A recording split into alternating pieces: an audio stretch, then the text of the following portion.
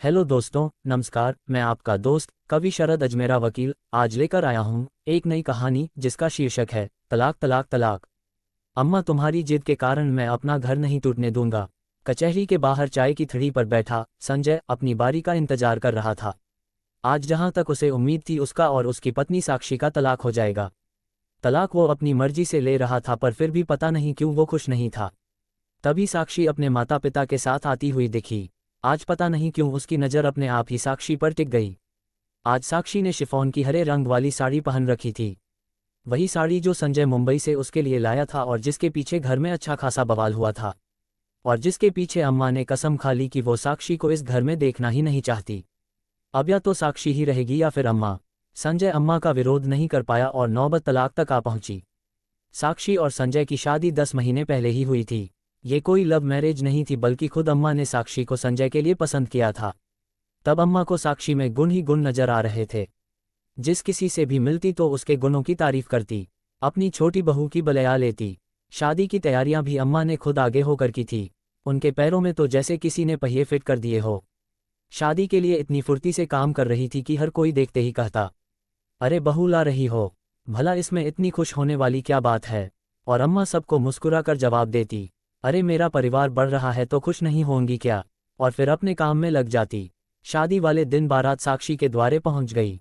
बारातियों में से कुछ लोग शादी में बने पकवानों का लुत्फ उठाने लगे तो कुछ लोग दहेज के सामान को देखने लगे तो कोई वरमाला देखने में बिजी हो गया। शादी भी अच्छे से हो गई।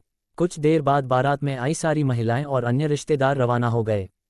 बस घर के कुछ खास रिश्तेदार ही बचे थे, और महिला के नाम पर सिर्फ नंद वैद्य ही वहां रुकी थी। विदाई के समय उन खास रिश्तेदारों को शगुन के लिफाफे दिए जाने लगे। जिन जिन खास लोगों के नाम अम्मा जी ने खुद लिस्ट में लिखवा कर दिए थे, उन सबको शगुन के लिफाफे दे दिए गए। उसके बाद साक्षी के पापा ने अम्मा जी के बड़े भाई शंभूदयाल जी से पूछा, समधी जी अगर कोई रह गया हो तो बता दीजिए ताकि उसे भी शगुन का लिफाफा दे दे। हम हमारी तरफ से हम कोई कमी नहीं रखना चाहते। शंभू दयाल जी के अनुसार सभी को शगुन का लिफाफा मिल चुका था, इसलिए उन्होंने भी हाथ जोड़कर साक्षी के पापा से कहा, समधी जी आपने जो कुछ दिया है सब सोने के बराबर है। मेरे अनुसार तो सभी को शगुन मिल चुका है, आप फिक्र मत कीजिए। थोड़ी देर बाद विदाई हो गई। नई दुल्हन का घर में प्रवेश भी हो गया। लेकिन थोड़ी देर बाद बुआ सास का मुंह फूल गया। उन्होंने इस बात का बतंगड़ बना दिया कि नए समधी ने उनके पोते को शगुन नहीं दिया। वो 3 साल का है तो क्या हुआ, शगुन का हक तो वो भी रखता है। तब अम्मा जी ने शंभू दयाल जी की तरफ देखा तो शंभू दयाल जी बोले, अरे जो लोग वहां पर थे उन सबको शगुन दिया गया है, और जो लोग नहीं थे पर उनका नाम पर्ची में था तो उनके लिए भी शगुन दिया गया है, और सभी लिफाफे पर नाम भी है। अम्मा जी ने सभी आए हुए लिफाफे देख लिए, लेकिन उनमें से किसी पर भी उस बच्चे का नाम नहीं था। इस बात को लेकर बुआ सास ने अच्छा खासा बखेड़ा खड़ा कर दिया। सब लोगों ने उन्हें मनाने की कोशिश की, पर वो मानी नहीं और रूठ कर अपने घर चली गई। इस बात के लिए अम्मा ने भी साक्षी को बहुत सुनाया, तेरे पापा की एक गलती के कारण देख यहाँ रिश्ते टूटने की कगार पर आ गए। अरे लिस्ट दी थी, फिर इतनी बड़ी गलती कैसे हो गई। ऐसे कैसे कदम है तेरे, आते ही रिश्तों के टुकड़े कर दिए। भला आज के जमाने की साक्षी ये सब बातें क्यों सुनती। सीधे सीधे सारी गलती के लिए उसके पापा और उसे जिम्मेदार ठहराया जा रहा था। तो उसने उसी समय अपने पापा से उस लिस्ट की फोटो व्हाट्सएप पर मंगा ली और अम्मा जी को दिखाते हुए बोली, आप खुद चेक कर लीजिए अम्मा जी, इसमें उस बच्चे का नाम ही नहीं है तो भला मेरे पापा की क्या गलती। और विदाई के समय हमने तो आगे होकर पूछा भी था, पर मामा जी ने कहा कि सब लोगों को शगुन दे दिया गया है। साक्षी ने ये बात बड़े ही आराम से और शांतिपूर्वक कही थी, लेकिन अम्मा जी ने इस बात को दिल पर ले लिया। भला उनकी बहू इतने लोगों के सामने उनकी बात काट रही थी। वो इस बात को बर्दाश्त नहीं कर पाए और उनका दिल साक्षी के लिए नफरत से भर उठा। गलती उनकी तरफ से हुई थी, लेकिन तिल का ताड़प बन चुका था। जब साक्षी के पापा को ये सारी बातें पता चली तो उन्होंने शगुन का लिफाफा उस बच्चे के लिए भी भेज दिया। अम्मा जी और बड़े भैया खुद वो लिफाफा देने बुआ सास के घर गए, पर बुआ सास और उनके परिवार वालों ने ये कहकर वो लिफाफा लौटा दिया कि जिस समय देना था उस समय तो दिया नहीं। अब इन सब का क्या फ़ायदा, हमें तो माफ़ करो, हमने तो आपकी रिश्तेदारी देख ली। नए रिश्ते जोड़ने के चक्कर में आप तो पुराने रिश्ते तोड़ने में लगे हुए हो। उस रिश्ते में गांठ पड़ चुकी थी और इन सब के लिए अम्मा जी साक्षी को ही जिम्मेदार ठहरा रही थी, जबकि साक्षी की कहीं से कहीं तक गलती भी नहीं थी। जब इंसान किसी के लिए अपने दिल में नफरत बैठा लेता है तो उसकी अच्छी बात भी उसे बुरी ही लगती है। उसकी अच्छाइयों में भी हमेशा कमियां ही नजर आती हैं। ऐसा ही कुछ अम्मा जी के साथ हो रहा था। अब तो साक्षी कोई भी काम करती तो अम्मा जी को उसमें कमियां ही कमियां नजर आती। साक्षी कोई भी जवाब दे अम्मा जी उसका उल्टा मतलब ही निकालती। घर का माहौल बड़ा बोझिल सा होने लगा था। घर में कोई भी अम्मा जी को समझाने की कोशिश करता तो अम्मा जी उसी से लड़ने को तैयार हो जाती। धीरे धीरे सब ने बोलना ही छोड़ दिया, पर इसका सबसे ज्यादा असर हो रहा था संजय और साक्षी के रिश्ते पर। अम्मा जी साक्षी की हर छोटी छोटी बात का तिल का ताड़ बनाकर संजय के सामने पेश करती। इस कारण 1 महीने की शादी में ही दोनों में भी आए दिन अब बहस होने लगी थी। उस दिन बात कुछ भी नहीं थी। संजय 2 दिन के लिए मुंबई गया था। वहां से आते समय वो सबके लिए कुछ ना कुछ खरीद कर लाया था। उस दिन भाभी के घर में कोई प्रोग्राम था तो इसलिए भैया भाभी और वैदेही वहां गए हुए थे। घर में अम्मा और साक्षी ही थे। साक्षी के लिए वो हरे रंग की शिफॉन की साड़ी लेकर आया था, जो साक्षी को भी बहुत पसंद आई थी। संजय का फोन आ गया तो फोन पर बात करता हुआ बाहर वो आ गया। उस समय साक्षी अंदर कमरे में आईने के सामने खड़ी होकर उस साड़ी को लगाकर देख रही थी। ये देखकर अम्मा ने तंज कसा। हाँ हाँ भाई, पहन लो नई साड़ी। बाप की तो शगुन देने की औकात नहीं है, यहाँ मेरे बेटे के पैसे खर्च कराए जा रहे हैं। आखिर फकीरों के घर पर क्या देखा होगा। ये बात साक्षी को बहुत बुरी लगी और उसने पलटकर कहा, अम्मा जी आखिर कब तक आप मेरे और मेरे पापा के पीछे पड़े रहोगी। गलती आप लोगों की थी, पर जब देखो आप मुझे सुनाती रहती है। ज्यादा जबान मत चला मेरे सामने। जब जब तू मेरे सामने आएगी मैं तुझे ये बात सुनाती रहूंगी, क्योंकि तेरे कारण हमारे खास रिश्ते टूट गए। अम्मा जी अभी भी चुप नहीं हो रही थी तो साक्षी ने जोर से कहा, मेरे कारण कोई रिश्ता नहीं टूटा है आपका। ये सब तो आपकी हरकतों के कारण टूटा है।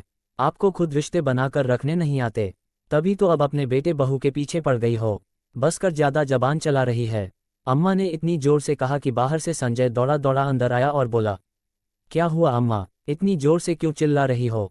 अरे पूछ तेरी पत्नी से, ये मुझ पर तेरा घर तोड़ने का इल्जाम लगा रही है। अब या तो ये इस घर में रहेगी या फिर मैं, अम्मा जी ने रोते हुए कहा। अम्मा की बात सुनकर संजय हक्का बक्का रह गया। तभी साक्षी बोली, भला मैं क्यों जाऊंगी यहाँ से, सारी गलती तो आपकी है। साक्षी के कहने पर अम्मा ने संजय की तरफ रोते हुए देखा और कहा, इसी दिन के लिए तुझे पाल पोस कर बड़ा किया था मैंने। अरे जिस दिन तेरे पिता खत्म हुए थे उस दिन मैंने हिम्मत नहीं हारी, बल्कि तुम लोगों के लिए फिर से खड़ी हो गई। इसका नतीजा ये है कि आज मुझे ये दिन देखना पड़ रहा है। आखिर संजय ने साक्षी को ही डांट दिया, अगर तुम्हें अम्मा के साथ रहने में दिक्कत है तो निकल जाओ यहाँ से। कब तक मैं ये सब बर्दाश्त करता रहूंगा। साक्षी को संजय से इस जवाब की उम्मीद नहीं थी।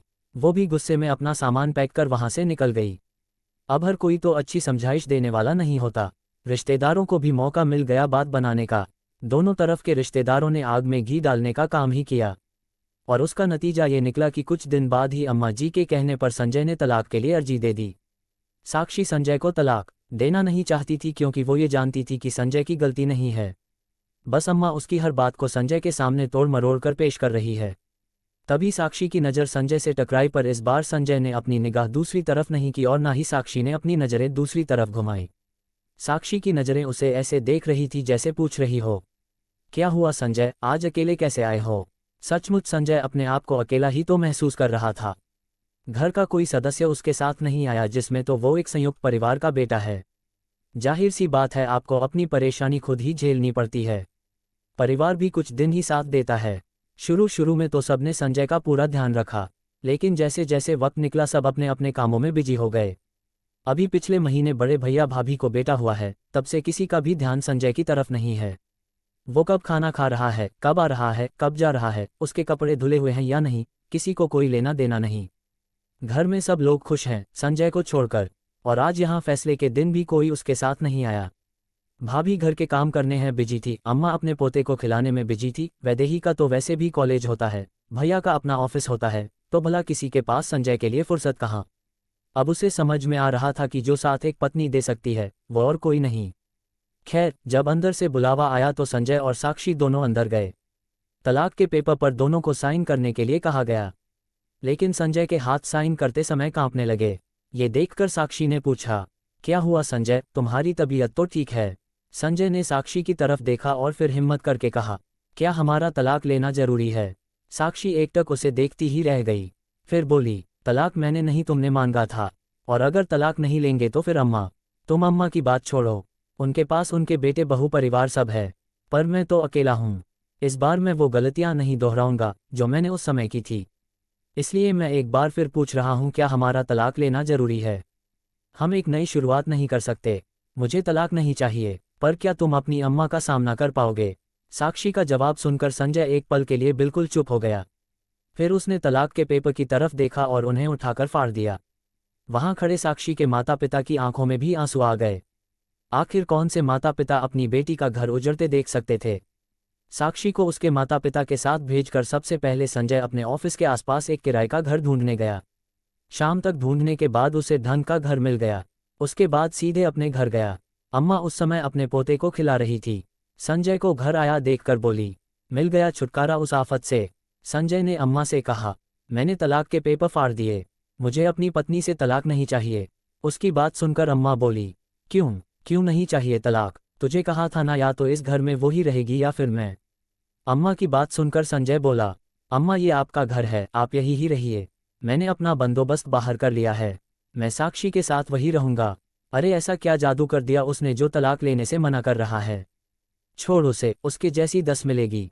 तुझे मेरी बात पर यकीन नहीं है? अरे मैं तेरी अम्मा हूँ, मैंने तुझे पाल पोस कर बड़ा किया है। अब तू उसके लिए मुझे छोड़कर जा रहा है? जब तेरे पिताजी। बस भी करो अम्मा, कब तक इमोशनल ब्लैकमेल करोगी? अम्मा तेरी जिद के कारण मैं अपने घर को नहीं टूटने दूंगा। अपने दिल पर हाथ रख कर सोचो कि क्या साक्षी ही हमेशा गलत थी? क्यों जबरदस्ती मेरा घर बर्बाद करने में तुली हुई हो? तुम तो खुद अपने बेटे बहू पोते पोती में खुश हो। क्या तुम्हें मेरा अकेलापन दिखता है? सब अपने आप में खुश है पर मैं तो अकेला हूँ। मैं भी अपना परिवार चाहता हूँ, तो क्या गलत चाह रहा हूँ? बस अम्मा आप यहाँ खुश रहिए, अब हमें भी खुश रहने दीजिए।